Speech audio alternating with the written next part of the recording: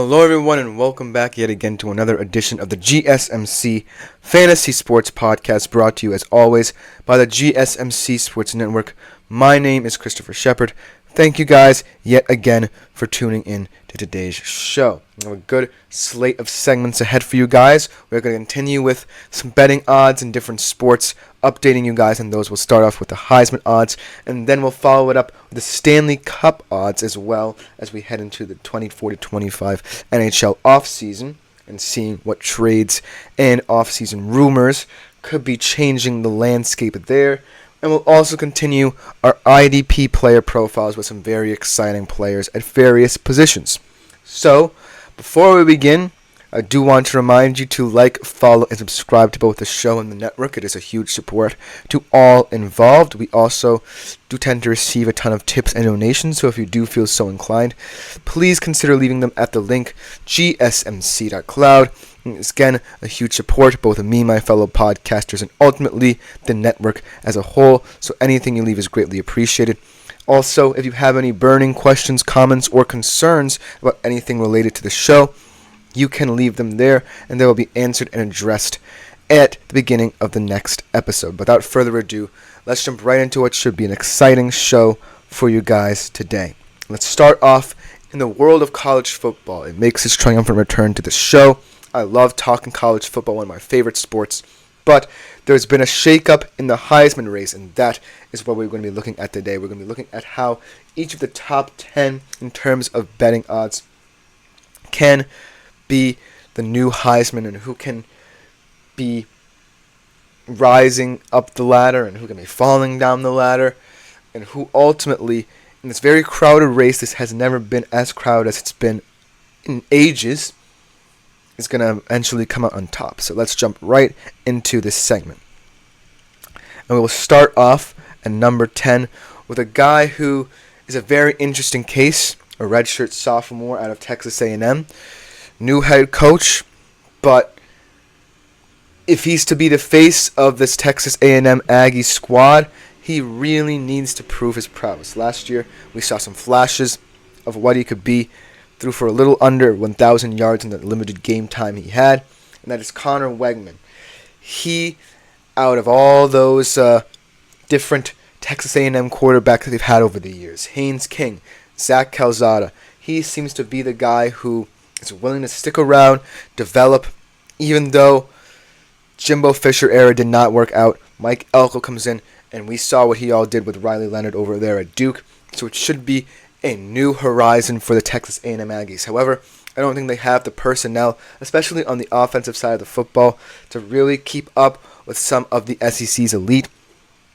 The only high-profile receiver I can think about right now from them is Moose Muhammad. He's never been in that wide receiver one role. They had a lot of production leave. Evan Stewart obviously went to Oregon.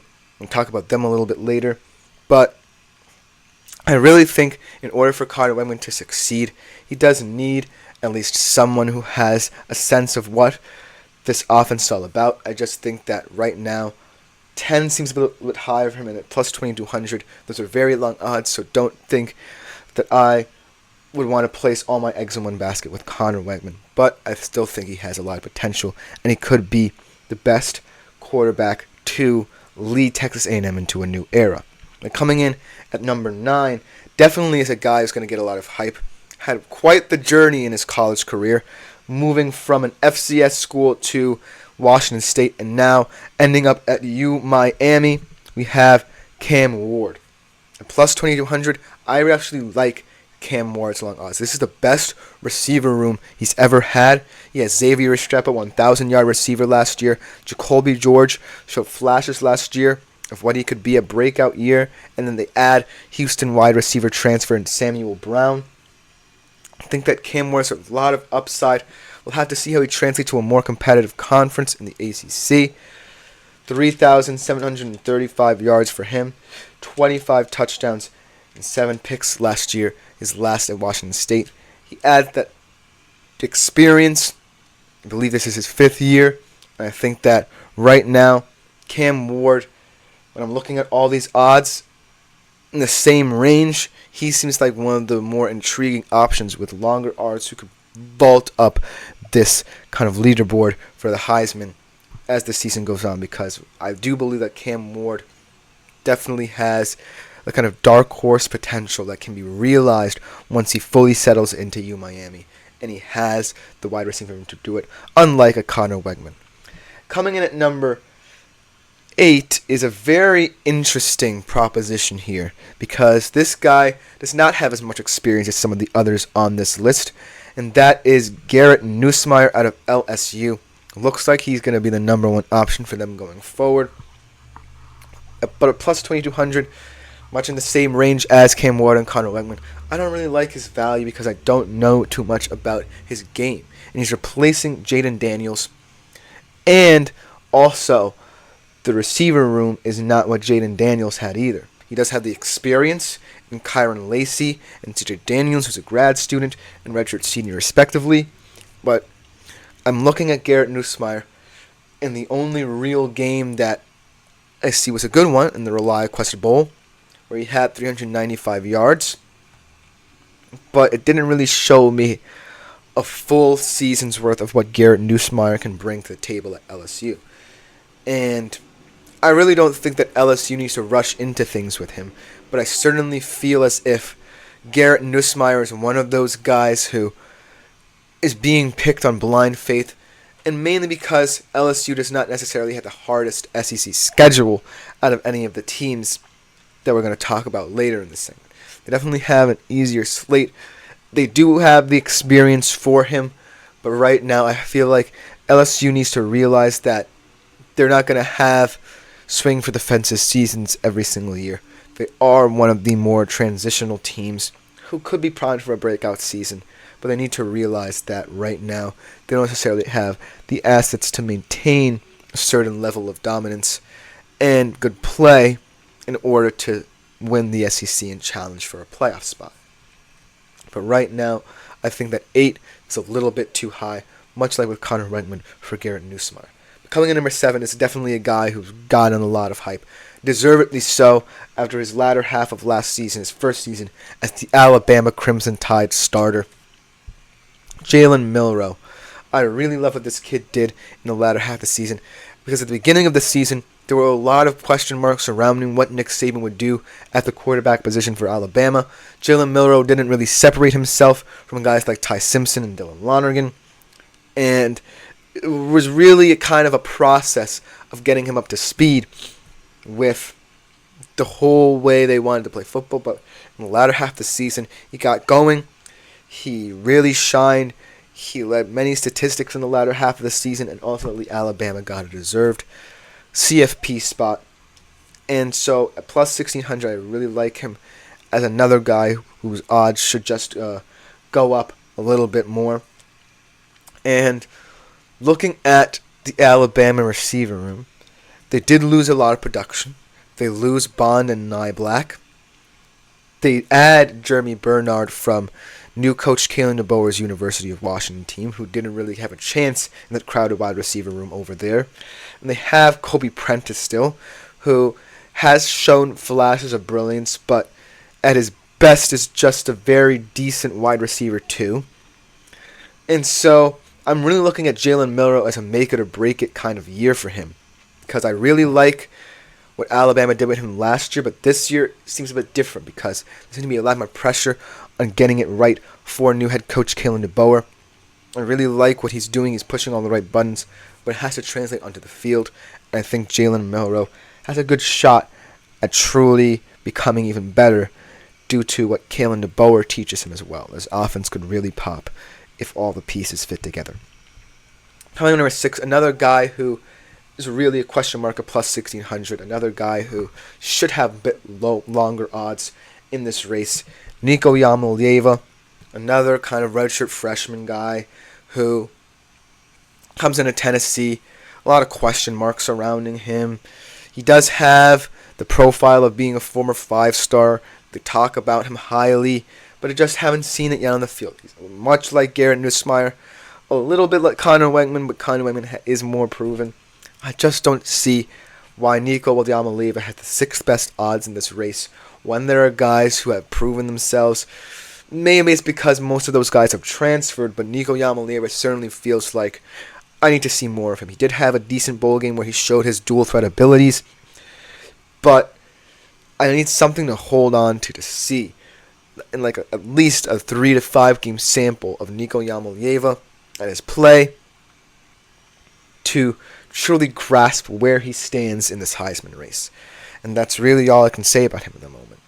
He has all the intangibles. He has the 5-star rating, but he needs to put it all together. Coming in at number 5, though, was probably my favorite guy on this board. I was a big fan of the Big 12 when Texas was still there. They were my team. And this guy really was a nuisance for just his calm and composure and ability to deliver when called upon.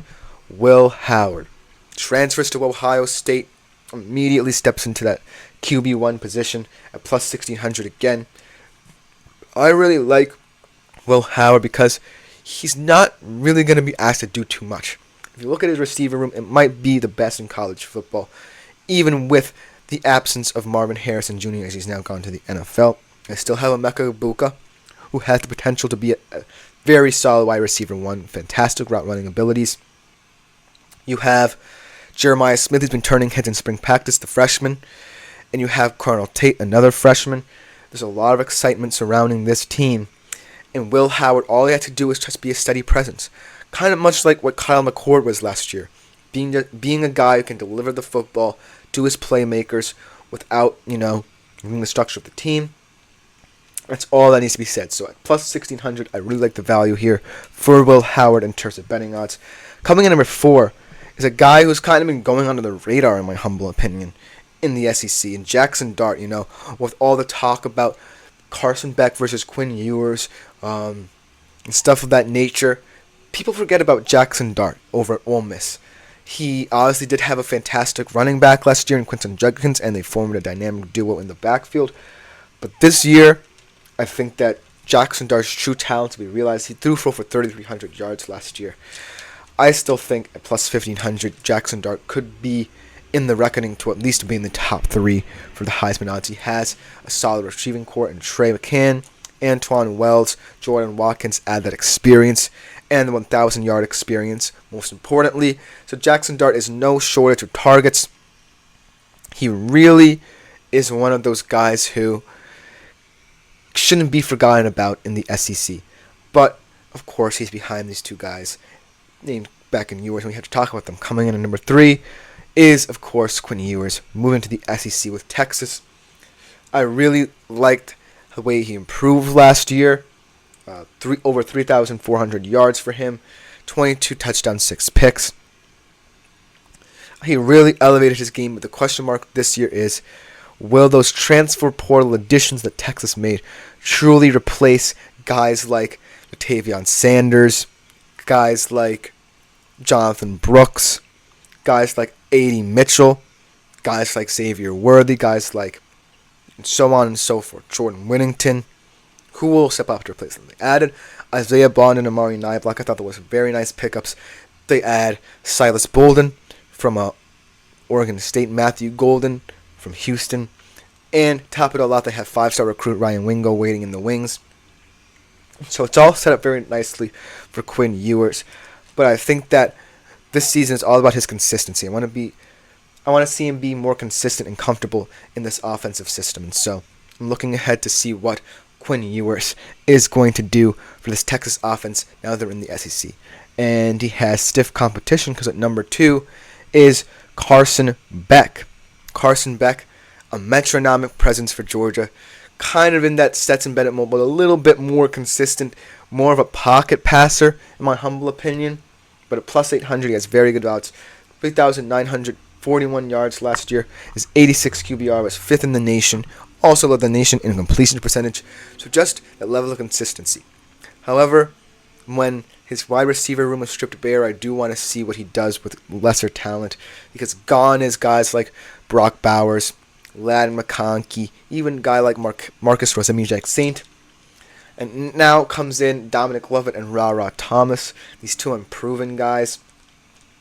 They add Benjamin Urosek from Stanford in their tight end room. They already have Oscar Delp, but I do think that Carson Beck may look a bit more vulnerable, but he still should be that guy who's calm and composed in the pocket and will elevate this team. But there's a new number one in town, a new sheriff in town at the number one spot in terms of these Heisman rankings. He's not in the SEC. He's not in the Big 12. He's in the Big 10, a new Big 10 team, and a new quarterback for this Big 10 team, replacing the great Bo Nix in Dillon Gabriel. When all is said and done, this guy could be one of, if not the best, college football quarterbacks of the past 2 decades. 10,000 yards throughout his illustrious career, whether it be at UCF or Oklahoma. At plus 750, I really like Dillon Gabriel, especially now that he's not on one of my rival teams. 3,660 yards last year, 30 TDs in his final season at Oklahoma. Really a huge part of why the Venables era was semi-successful. But Dillon Gabriel, when all is said and done, should be the kind of guy you're talking about at the top of Heisman odds. He goes into an Oregon room that has Tez Johnson, very exciting player. They have Evan Stewart, the transfer in from Texas A&M, was talking about. I really like what they're building over in Oregon. And Dan Lanning is the kind of coach that will get the best out of Dillon Gabriel. And I really like him in what should be his final year in college football to go out into the sunset, potentially as a Heisman Trophy winner, because I think he deserves it. It's hard to say as a Texas fan because of what he did with Oklahoma, but I truly believe that he's a special kid. That should just about do it for this segment of today's show. Coming next, we do our first IDP player profile of the day with one of the most fearsome defensive ends, definitely the most tattooed defensive ends in the league. If you've been watching things like receiver and seeing this guy's face pop up, you'll definitely know who it is. We'll be back to talk about him after the break on the GSMC Fantasy Sports Podcast. I feel like I'm losing my mind. Is everybody in the world blind? Please, Lord, give me a sign.